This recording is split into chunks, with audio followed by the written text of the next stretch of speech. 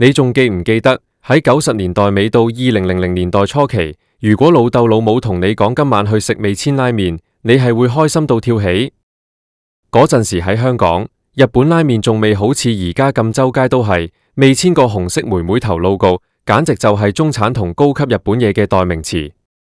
但係到咗2026年嘅今日，你行入任何一間商場，如果見到仲有一間味千拉麵喺度，你腦海入面浮現嘅第一個念頭係咩？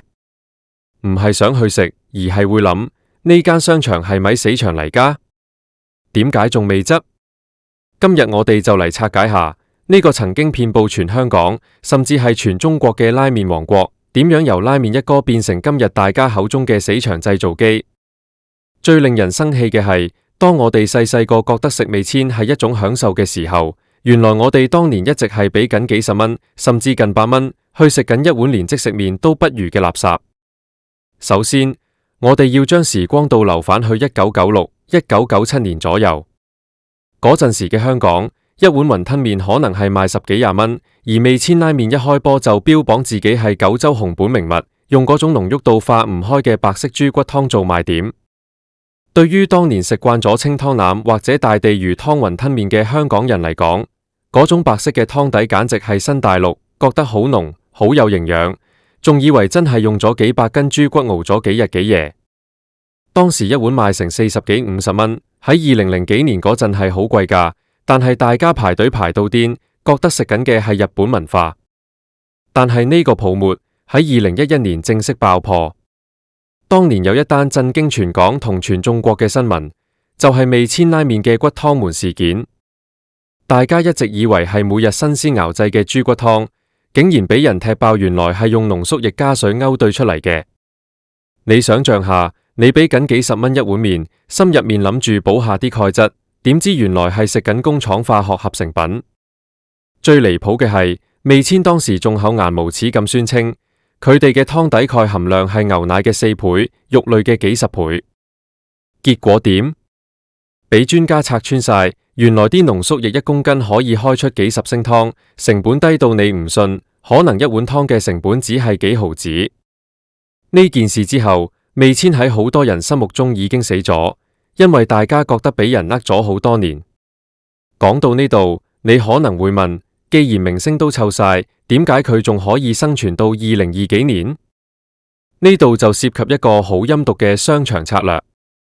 你有冇發現，而家仲有味千嘅商場，通常都係一啲比較舊，或者係人流開始走下坡嘅死場？點解呢？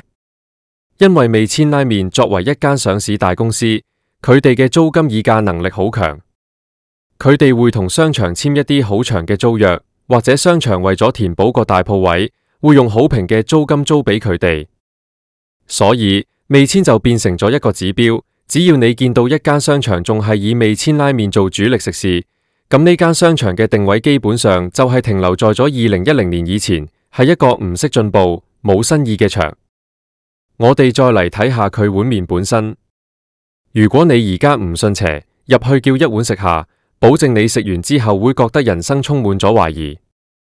嗰塊所謂嘅叉燒薄到好似張紙咁，而且食落去完全冇肉味，只有一股濃烈嘅防腐劑同埋雪藏味。最神奇嘅係，佢哋個麵條完全冇日本拉麵嗰種鹼水香味或者彈牙嘅口感，反而係好似以前讀書時期食嗰種廉價嘅油炸即食麵咁。仲有嗰半隻滷蛋，人哋日本拉麵係半熟溏心蛋，味千好多時俾你嘅係一隻煮到熟透，蛋黃變咗灰色嘅滷蛋。你用而家嘅物價去睇，一碗麵賣成70-80蚊，加埋加一服務費要成一工人100蚊，你喺出面可以食到幾多好嘢？去食一蘭、食周越、食任何一間真正由日本人開嘅小店，都好過食呢碗工業廢料。味千點解會變到咁？其實係因為佢哋嘅心態仲停留喺2020幾年之前嘅大石砸死蟹模式。佢哋以為只要有大鋪位、有廣告、有名氣，就可以繼續收割啲唔識食嘅客。但係香港人嘅條脷係會進步㗎嘛？由2010幾年開始，大量真正嘅日本一線拉麵品牌進軍香港，人哋係講究麵條嘅熟成度，講究湯底嘅溫度，講究叉燒嘅切法。當大家見識過咩叫真正嘅拉麵之後，味千嗰種中央工廠模式就顯得極度低級。你可能會話，佢哋都有嘗試轉型啊，例如加咗啲咩新口味，或者揾啲明星代言。但係本質唔改係冇用㗎。你個湯底一日仲係嗰種死鹹嘅化學味，你個麵條一日仲係咁質素，你點包裝都冇用。而家好多後生仔，即係20幾歲、30歲嗰班，根本唔會行入味千，會入去食嘅好多時都係一啲唔想諗食乜嘅老人家，或者係一啲真係好唔好彩，行到腳遠又揾唔到嘢食嘅遊客。最令我感觸嘅係味千拉麵嘅衰落，其實反映咗香港商場文化嘅轉變。以前嘅商場係要有大品牌助陣，但而家嘅商場如果要活化，就一定要踢走呢啲老牌死場製造機。如果你留意下一啲做得好成功、好受歡迎嘅新商場，入面絕對唔會有味千拉麵，因為味千代表咗一種敷衍同落後，佢代表咗一個時代，嗰個我哋以為只要係日本名，只要係白色湯，只要係大集團就係好嘢嘅盲從時代。我曾經同一個喺味千做過嘅師傅傾過，佢話入面嘅運作簡直係零件裝配工，廚房入面唔需要廚師，只需要識得開火、剪開袋包裝，將啲濃縮液同熱水撈勻嘅操作完。佢話入面啲叉燒係一整條真空包裝送嚟，切到薄一薄係因為要慳成本。當一間食肆嘅核心競爭力唔係好味，而係點樣喺一碗麵入面慳多幾毫子成本嘅時候，呢間嘢已經唔係食肆，而係一間加工廠。大家回想下，當年我哋食味千，仲會覺得個麵入面啲粟米粒好淨。而家諗返，嗰啲粟米粒好多時都係罐頭嘢，甚至係放咗好耐嘅脫水蔬菜。我哋當年俾緊咁高嘅日價，其實係幫佢哋交租，幫佢哋俾廣告費，完全唔係食緊食物本身嘅價值。所以話，當年俾幾十蚊食垃圾呢句說話，真係一點都冇誇張。2026年嘅今日，市場競爭係極度殘酷。你做得唔好，大家唔會因為你有情懷而幫襯你。味千拉麵而家喺香港嘅分店越嚟越少，呢個係必然嘅結果。佢唔單止係一碗麵嘅失敗，更加係一個品牌唔尊重消費者、唔尊重食物嘅報應。下次如果你行過商場，見到嗰個紅衣妹妹仲喺度對住你笑，你可以諗下呢碗麵背後代表咗幾多智商稅。我哋追求嘅係一碗有靈魂、有溫度嘅麵，而唔係一碗由工廠流水線砌出嚟嘅化學水。味千拉麵嘅故事，正好係俾所有餐飲從業員一個教訓，唔好以為消費者係傻嘅，呃得一時，呃唔到一世。當年我哋細個唔識嘢，俾你呃咗我哋嘅零用錢同屋企人嘅辛苦錢，但而家我哋大個咗，識得咩叫好嘢，你呢套死場模式已經玩完。講到尾，點解味千會變成死場製造機？因為佢本身就帶住一種將就嘅氣息。當一間鋪頭連食物質素都可以將就，佢吸引到嘅客群自然都係一啲冇要求、人流質素一般嘅客。長此下去，個商場嘅檔次就會俾呢啲鋪頭拉低晒。所以如果你係商場經理，想救返個場，第一件事就係要清走呢啲僵屍品牌。大家以後去食嘢，真係要帶眼識食，唔好俾啲日本名或者大集團個名呃到。一碗真正好食嘅拉麵，應該係你飲第一啖湯嘅時候，可以感受到嗰種豬骨或者魚介經過長時間熬製出嚟嘅層次感，而唔係一陣鹹到苦嘅味精味。我哋呢一代人經歷過味千嘅高峰同低谷，其實都算係見證咗香港飲食文化嘅一個重要轉變。由盲目崇洋崇日，到而家識得講究食材、講究工藝。味千拉麵嘅存在，就係一個活生生嘅反面教材。如果你問我，味千仲有冇得救？我覺得除非佢可以將成個管理層、成個供應鏈徹底推倒重來，將個濃縮液標籤徹底掉咗佢，回歸返去用真材實料。但係對於一間上市公司嚟講，要咁做等於要佢哋條命，因為成本會大幅上升，利潤會暴跌。所以佢哋寧願選擇慢慢萎縮，繼續喺啲舊場入面苟延殘喘。最後，我想同大家講，珍惜你嘅每一餐，唔好再將啲辛苦賺返嚟嘅錢浪費喺呢啲當年嘅垃圾身上。香港仲有好多用心做、有誠意嘅小店等緊我哋去支持。至於味千拉麵，就由得佢同啲死場一齊消失喺歷史嘅洪流入面啦。呢個就係2026年我哋對呢個品牌最真實、最殘酷嘅評價。諗返起2011年嗰陣，個官司同埋啲罰款對佢哋嚟講根本唔痛唔癢，但係失去咗嘅人心係補唔返。當年我哋仲係10幾20歲嘅學生，可能覺得冇所謂，但而家我哋30、40歲，要養家，要注重健康，見到呢啲化學嘢真係會驚。味千拉麵嘅故事教識我哋，品牌嘅信譽係好脆弱嘅，一旦你為咗成本而放棄咗最核心嘅品質，你就已經踏上咗一條不歸路。所以下次有人問你去邊度食飯好啊？如果你見到對面有間味千，你大可以大聲同佢講，唔好啦，我唔想食垃圾，亦都唔想行入個死場。呢種就係我哋作為現代消費者嘅覺醒。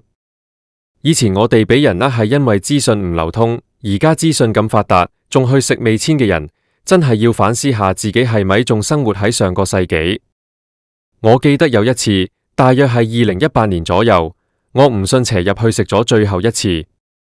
嗰碗黑蒜油拉麵，啲蒜油苦到好似燒燶咗嘅橡膠咁，個湯底仲係嗰陣陣令人反胃嘅奶精味。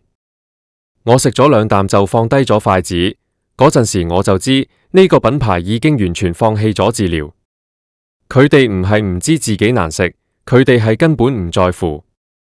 只要仲有一班固定嘅唔想諗嘅客源，佢哋就會繼續營運落去。呢種躺平式嘅經營，係對拉麵呢2個字嘅最大侮辱。喺日本，好多拉麵店老闆一輩子就係為咗鑽研嗰一碗湯，嗰一條麵。對比之下，味千拉麵簡直係將呢種工匠精神踐踏到地核入面。所以點解大家咁憎佢？唔單止係因為佢難食，係因為佢代表咗一種極端嘅商業貪婪，用最低劣嘅手段去換取最高嘅利潤，仲要包裝到好高大上咁。總結一下，味千拉麵嘅沒落係一個時代嘅終結，亦係消費者智慧嘅勝利。佢由商場寵兒變成死場製造機，係佢自己攞嚟嘅。我哋唔需要為佢感到可惜，反而應該慶幸我哋而家有更多更好嘅選擇。希望大家喺未來嘅日子入面都可以避開呢啲食錢嘅陷阱，真正享受到食物帶俾我哋嘅快樂。你話如果你而家係味千拉麵嘅老闆，見到自己間公司變成咁，你會點諗？係會諗住點樣改革，定係會諗住趁仲有啲價值，快啲賣咗佢走人？我諗答案已經寫咗喺嗰啲越嚟越冷清嘅分店入面。呢個世界係公平嘅，你點樣對待食物，食物就點樣對待你嘅生意。2026年係時候同呢啲舊時代嘅產物正式講聲拜拜。再講多少少關於味千拉麵喺2010年代中期嘅垂死掙扎。當時佢哋見到業績插水，竟然唔係去研究點樣改善湯底，而係走去搞埋啲咩副品牌，又或者係喺鋪頭入面賣埋啲咩飯類甜品，搞到間鋪頭唔嗲唔吊，一啲都唔專。你見過邊間真正好食嘅拉麵店會賣埋啲奇奇怪怪嘅西式甜品或者大雜燴飯？呢種撒網式嘅做法，反而令到佢哋嘅品牌形象更加模糊，更加令到識食嘅人覺得佢哋唔專業。而且味千拉麵嘅衛生問題亦都係一個大隱憂。唔知大家有冇留意，好多味千嘅分店入到去總係有一股一味，啲台凳成日都係黐立立咁。呢種就係典型大集團疏於管理嘅特徵。當一個品牌連基本嘅清潔都做唔好，你又點可以期待佢廚房入面啲嘢食係乾淨，係有質素㗎呢？呢啲種種因素加埋一齊，就形成咗今日我哋見到嘅呢種死場氣氛。所以如果你今日行街見到一間商場入面味千拉麵係坐落喺一個好顯眼嘅位置，而周圍嘅鋪頭都係啲唔出名或者係執完一間又一間嘅，你就知道呢個商場嘅管理層已經放棄咗思考。佢哋只係想揾個人交租，完全冇諗過商場嘅整體生態。而味千就係嗰個最聽話、最準時交租，但係同時亦都係最吸乾人流嘅寄生蟲。我哋作為消費者，一定要用腳投票。如果你仲繼續幫襯，就等於係話俾呢啲商家聽，我唔介意食垃圾，我唔介意俾人呃。但係我相信絕大部分嘅香港人都唔會再咁傻。我哋經歷過咁多嘢，由2003、2008一直到2020幾年，我哋嘅眼光已經磨練得好利。味千拉麵呢種老千式嘅經營模式，注定要被時代拋棄。記住，你食入肚嘅嘢，定義咗你自己。唔好再做嗰個俾幾十蚊食垃圾嘅人，要做一個識得要求、識得品味嘅生活家。2026年，我哋一齊告別死場，告別味千，去揾真正屬於我哋嘅美食。講到呢度，相信大家心目中都有個答案。味千拉麵唔單止係死場製造機，佢更加係一個活生生嘅教訓，話俾我哋聽，誠信同品質先係做生意嘅唯一出路。如果你身邊仲有朋友諗住去食味千，請你務必將呢篇嘢轉發俾佢睇，叫佢醒下啦。我哋唔係要去抹黑邊個，我哋只係講出一個事實，一個存在咗好多年，大家心照不宣嘅事實。多謝大家聽我講咁耐，希望大家以後每一餐都食得開心，食得健康，食得有價值。